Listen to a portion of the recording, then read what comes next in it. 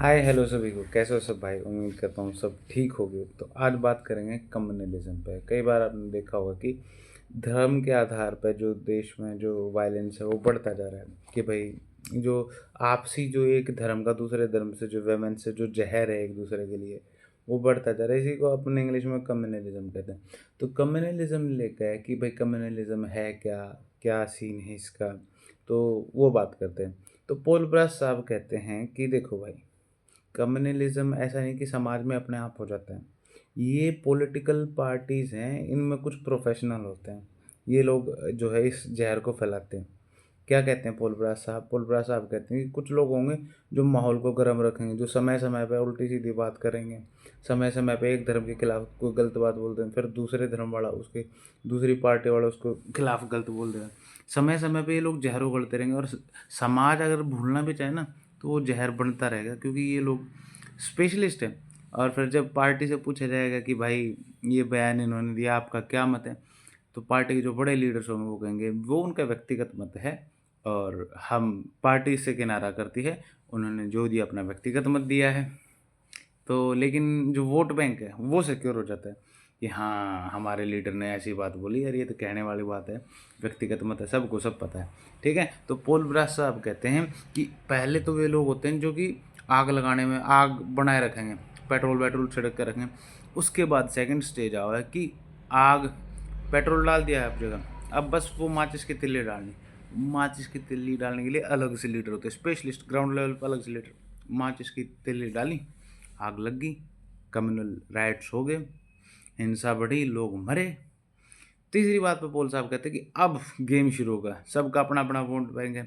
किसी का हिंदू का वोट बैंक होगा, किसी का मुस्लिम का वोट बैंक होगा, किसी का अपर कास्ट का वोट बैंक होगा, किसी का लोअर कास्ट का। सब आ जाएंगे और सब एक दूसरे को क्या करेंगे, इनसिक्योर करेंगे। सब अपने अपने वोट बैंक को इनसिक्योर करेंगे। देखा तो उन्हें, हमने कहा था नहीं हमारे विद्रोही हैं, देखा तुमने उनका वोट बैंक, हाँ जी हमारा लीडर है, हमारे को बचाए।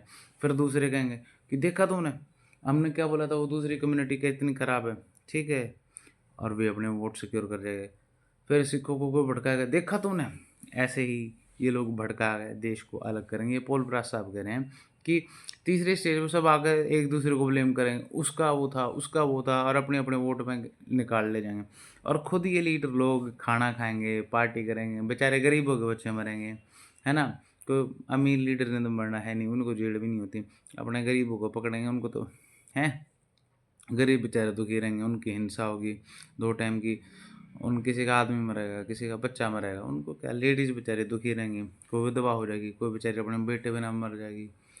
तो ये है कम्युनलिज्म। तो कम्युनलिज्म पे अलग अलग अपना अप्रोच है। एक एसेंशियलिस्ट, इस पर दूसरा पॉइंट ऑफ व्यू बात करते हैं। एसेंशियलिस्ट क्या है कि भाई कम्युनलिज्म, भारत की कम्युनलिज्म पर लुईस डी मोंट कहें, हिंदू और मुस्लिम नैसर्गिक रूप से, नेचुरली वो एनिमीज हैं, उन दोनों का कल्चर अपोजिट है। एक मांस खाता है, एक मांस नहीं खाता है। एक जो है मतलब वो कहते हैं, एक का रहने का तरीका अलग, दूसरे का रहने का तरीका, एक का है निराकार, निराकार भक्ति, अल्लाह जो कि मतलब कोई मूर्ति नहीं है। दूसरी है साकार भक्ति। हालांकि हिंदुइज्म में भी निराकार वो है। तो वो क्या है कि इन दोनों के बीच में झगड़ा होना तय है। ये हो गया एसेंशियलिस्ट पॉइंट ऑफ व्यू। फिर बिपिन चंद्रा का है, बिपिन चंद्रा साहब जिनको हम कहें इंस्ट्रूमेंटलिस्ट। वो कहें कि असल में तो झगड़ा है नहीं, झगड़ा तो है ही नहीं, और झगड़ा नहीं है। बेसिकली क्या है, ये जो अमीर लोग हैं ना, जो अपनी बड़ी बड़ी मौलवी लोग हैं, या फिर कोई जो बड़े बड़े पंडित जी है, या फिर जो बड़े बड़े पदों पे बैठे हैं, या जिनके अपने सपने हैं राजनीति के, जिनको आगे बढ़ना है, वो क्या करें, इस गरीब आदमी के इमोशन को क्या करें, यूटिलाइज करें। और इनके तो दंगे हो जाएं, ये तो आपस में लड़ ले हैं, आम आदमी तो लड़ ले। ये आपने ऊपर ऊपर पोस्ट पर चले, जैसे जिन्ना बारे बताया कि जिन्ना ने सिर्फ अपने राजनीतिक स्वार्थ के लिए, सिर्फ गांधी के साथ जो अपने वैमनस्य के चलते, जेलेसी के चलते, अपनी लीडरशिप सिक्योर करने के लिए उसने ये जो है इसको बढ़ाया। ठीक है। और फिर आते हैं इंस्टीट्यूशनल। इंस्टीट्यूशनल अप्रोच में है असगर अली इंजीनियर साहब। वो कहते हैं कि भाई स्टेट की पॉलिसी जो है ना, कि कास्ट बेस आप रिजर्वेशन दे रहे हो, जाति आधारित रिजर्वेशन होना नहीं चाहिए। क्योंकि अगर जाति आधारित रिजर्वेशन होगा, आज एक जाति पिछड़ी है, कल फिर दूसरी मांगे, फिर तीसरी मांगे, फिर सब अपने आप को पिछड़ा घोषित करने की होड़ लग जाएगी। तो बोले इससे समाज बटेगा।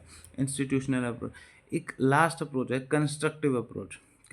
सॉरी, हाँ यार, कंस्ट्रक्ट की जो अप्रोच है कि भाई दोनों कम्युनिटीज़ के लीडर ने क्या करा है, इनके मन में स्टीरियोटाइप डाल दिया। स्टीरियोटाइप मतलब कि एक तरीके से देखना चीज़ों को कि भाई जो महिलाएं कार नहीं चला सकती, एक पर्टिकुलर स्टीरियोटाइप है कि यार ये स्टीरियोटाइप, अगर ये जो होमो है ये गलत है। एक स्टीरियोटाइप मतलब कि ये बंदा यार ये तो यार ये तो फद्दू सा बंदा है या फिर ये बेवकूफ़ है। स्टीरियोटाइप करते हैं, क्या पता उस बंदे में कितनी जीनियस हो, है ना? तो स्टीरियोटाइप ऐसे हिंदू मुस्लिम एक दूसरे को कर रहे हैं, अपने मन में बना रहे हैं बातें, बात उनकी हो रही नहीं है, आपस में संवाद उनका हो रहा नहीं। और भला वो उससे इनसिक्योर है, ये वो उससे इनसिक्योर है। तो वो क्या कह रहे हैं कि जैसे एक ट्रेन में एक आदमी लोडेड गन के साथ आ जाए, बैठ जाए, तो और सारे पैसेंजर इनसिक्योर होंगे, लेकिन धीरे-धीरे उनसे बात करेंगे, हँसी मज़ाक हो, समझ जाएँगे भाई ये पुलिस वाला है या फिर भाई ये मिलिट्री में है। ठीक है, इसी तरीके से जब तक ये दोनों सभ्यता है, जब तक ये दोनों कम्युनिटी आपस में बात नहीं करेंगे, तब तक इनके बीच में इनसिक्योरिटी बनी रहेगी। तो कम्युनलिज़्म एक्चुअल में क्या है, इसका कन्क्लूज़न में क्या आएगा कि देखो, कम्युनलिज़्म ये भारत के अंदर बढ़ती हुई मोबोक्रेसी, जो भीड़ तंत्र है ना, भीड़ तंत्र जो पागलों का काम था, जो इटली में हुई, एक तरीके से फेसिज़्म का वेरिएंट है। फेसिज़्म मतलब जो एक पागलपन आया था यूरोप में हिटलर के अंडर कि यहूदियों को मार दो, यहूदी खतरा है। इटली में मुसोलिनी ने कहा था कि राष्ट्र के लिए तुम सब कुछ सैक्रिफाइस कर दो, बेशक तुम राष्ट्र से बनते हो लेकिन तुम अपने आप को मार दो।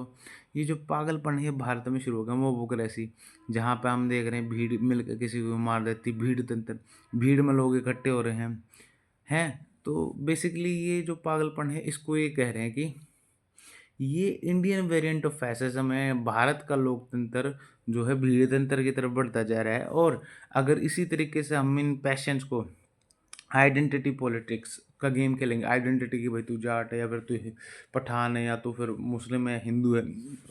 आइडेंटिटी से इंसान के इमोशंस कनेक्ट होते हैं, इमोशंस की वजह से पैशन होता है, पैशन एक बार जगा दिया वो अनकंट्रोलेबल होता है, तो ये वायलेंस और बढ़ेगा, ऐसा इन द कंक्लूजन।